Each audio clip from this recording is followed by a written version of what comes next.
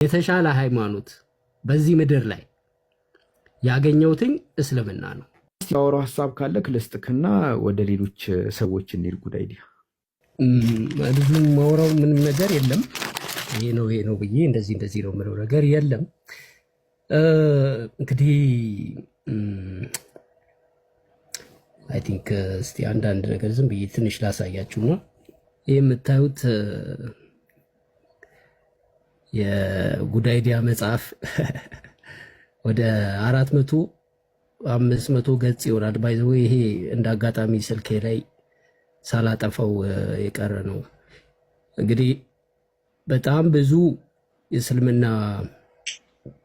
ጥያቄዎች፣ ዲስከሽኖች፣ ጥያቄዎች እዚህ የመዘገብኳቸው እጅግ በጣም ብዙ የውይይት ጥያቄዎች አሉ እና እነዚህን ጥያቄዎች በሙሉ ወደ አይ ቲንክ ወደ 400-500 ይሆናሉ። እዚህ ንጽጽር የሚሰሩት ወንድሞችና እህቶች፣ ክርስቲያን ወንድምና እህቶች የሚያደርጉት የሚጠይቁትን ጥያቄ በሙሉ አውቀዋለሁ። እኔ ጋር አለ መረጃው በሙሉ እኔ ጋር አለ። ግን ምን እንደሆነ ታውቃለህ? አንድ ነገር ብቻ ልናገርና ተዋለው። እኔ አሁን እውቅና ፍለጋ አልፈልግም። ታዋቂ ምናምን ቲክቶከር አይደለሁም። ሶ አሁን አወራለሁ። ሜቢ ከዚህ በኋላ አንገናኝም፣ አንተያይም። ባጭሩ የምነግራችሁ ነገር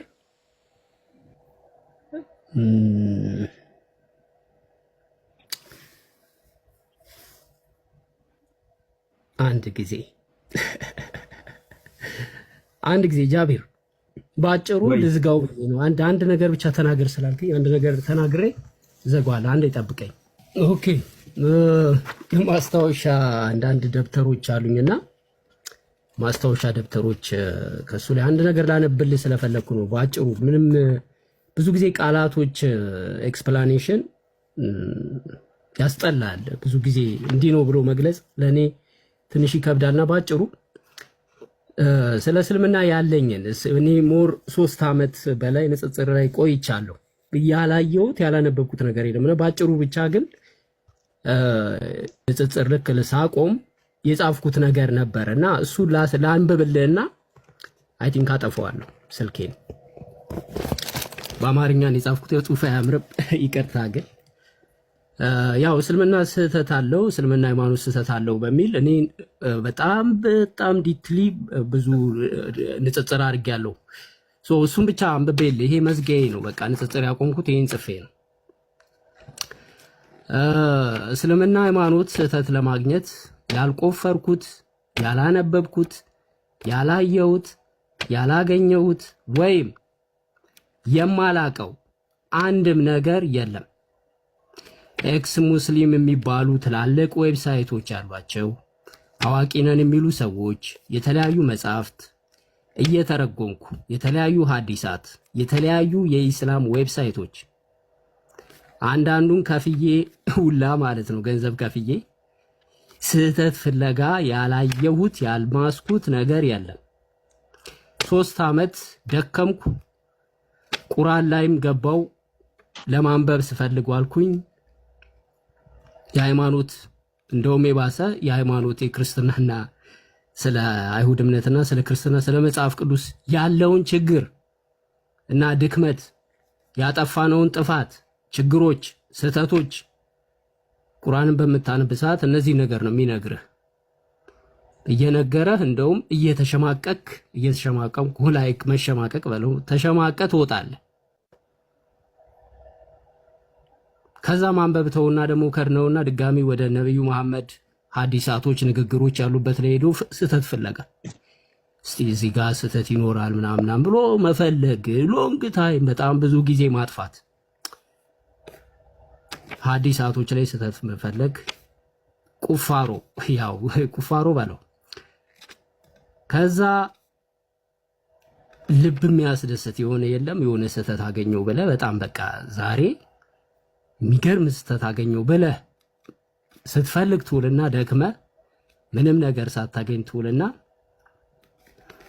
ምንም ፍለጋ ባለማግኘት ታቆማለህ ማለት ነው። እና ንጽጽሩን በዚህ ቀን 2005/29/23 ላይ የጻፍኩት ነው። ኤኒዌይስ ብዙ ነገሮች አሉ የጻፍኳቸው። ምን ልል ፈልጌ ነው፣ እኔ ብዙ አዋቂ ነኝ የምል ሰው አይደለሁም፣ ግን እያንዳንዷን ኢቨንቷን የሆነ ነገር ማደርጋቸውን ነገሮች እጽፋለሁ።